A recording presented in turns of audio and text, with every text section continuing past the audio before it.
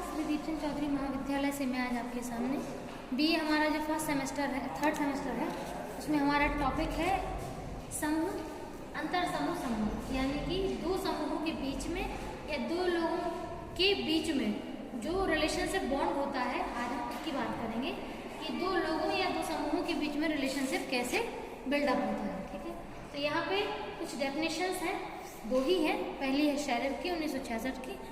इन्होंने कहा है कि अंतर समूह संबंध जो है, यदि एक समूह के सदस्य सामूहिक व्यक्तिगत स्तर पर दूसरे समूह के सदस्यों के साथ अपनी पहचान के साथ अंतरक्रिया करते हैं, मतलब चाहे एक व्यक्ति हो या एक पूरा समूह हो, जब दूसरे समूह के साथ रिलेशनशिप किसी भी एक, मान लीजिए कोई लेन देन के लिए करे या किसी रिलेशनशिप को बनाने के लिए करे, या बिजनेस हुआ या फिर कोई भी एक ऐसा मतलब फील्ड जिसकी वजह से वो दूसरे ग्रुप से एक रिलेशनशिप को बिल्डअप करना चाहता है, चाहे वो बिजनेस रिलेशनशिप हो या पर्सनल हो।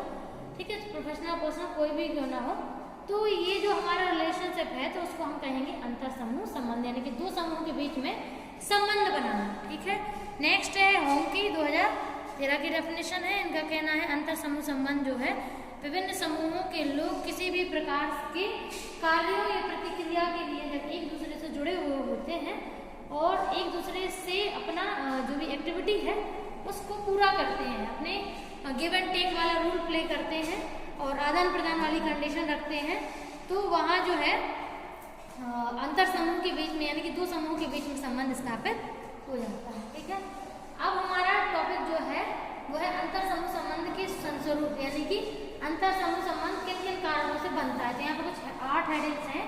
फर्स्ट है विध्वंस, नेक्स्ट है बहिष्करण, अगला है आंतरिक उपनिषेधवाद, नेक्स्ट है पृथक्करण, अगला है पृथकता और उसके आगे है सम्मिश्रण, नेक्स्ट है समावेशन और लास्ट है बहुलवाद। ठीक है, तो यहाँ पे जो पहला पॉइंट है विध्वंस, विध्वंस को हम लोग एक्सटर्मिनेशन कहते हैं। ठीक है, एक्सटर्मिनेशन का मतलब होता है कि जब अलग अलग समूह शांति और बात, मतलब एक तरीके से अलग अलग समूह के बीच में मान लीजिए शांति वाला माहौल नहीं है और उनको चाहिए शांति, क्योंकि ऑब्वियस है फिर ग्रोथ नहीं करेगा ना समूह। अगर उनके बीच में शांति नहीं है और लड़ाइयाँ हो रही हैं तो ग्रुप क्या होगा, विध्वंस होगा। विध्वंस मतलब लड़ाई झगड़े होंगे और ग्रुप एक ना एक दिन कमजोर होकर के टूट जाएगा।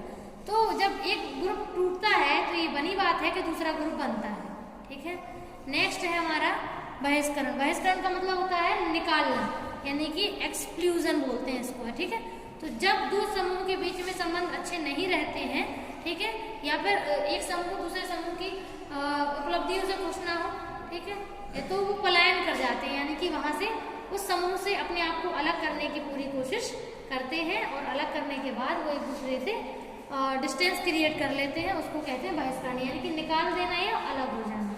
नेक्स्ट है आंतरिक उपनिषेधवाद। ठीक है, तो आंतरिक का मतलब तो हो गया अंदर, यानी कि इंटरनल, और उपनिषेधवाद का है कोलोनियलिज्म। ठीक है, तो यानी कि अधिक शक्ति समूह कमजोर समूह को विभिन्न रूपों से शोषण करता है। मतलब आप जानते हो जिसके पास पावर ज्यादा होगी अगर एक ग्रुप के पास, तो और जिनके पास पावर नहीं है तो वो उनका शोषण करना शुरू कर देते हैं। और जब शोषण करते हैं तो आप जानते ही हो कि जो कमजोर ग्रुप है वो कहीं ना कहीं उनसे अलग होने के बारे में सोच लेता है।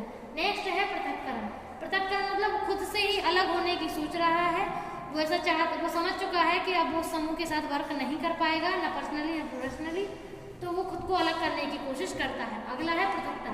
पृथकता में उस एक ग्रुप दूसरे ग्रुप को निकाल ही देता है। ठीक है, उसके पास चॉइस नहीं होती कि वो निकाले या नहीं, वो तो सिंपल सा निकाल देता है, वो ना तो उससे पूछता है कि हम आपको निकाल रहे हैं। ठीक है, नेक्स्ट है सम्मिश्रण। तो अब अगला पॉइंट है सम्मिश्रण, यानी कि कभी कभी जो ग्रुप है उसके अलग अलग लोग जो हैं या फिर दो ग्रुप जो हैं आपस में क्यों जुड़ते हैं, क्योंकि उनमें एक दूसरे के से मिलती जुलती कुछ क्वालिटीज पाई जाती हैं और उन्हीं क्वालिटीज के लिए को वो अपने आप में समाहित करना चाहता है, मिश्रण करना चाहता है। ठीक है, नेक्स्ट है समावेशन। तो अब या समावेशन में सामने वाला जो ग्रुप है खुद वो अपने आप को ऐसा समझता है कि उसको उसमें समावेश हो जाना चाहिए, उसको उस ग्रुप में मिक्स हो जाना चाहिए ताकि उससे उस ग्रुप को भी हेल्प मिले और इनको।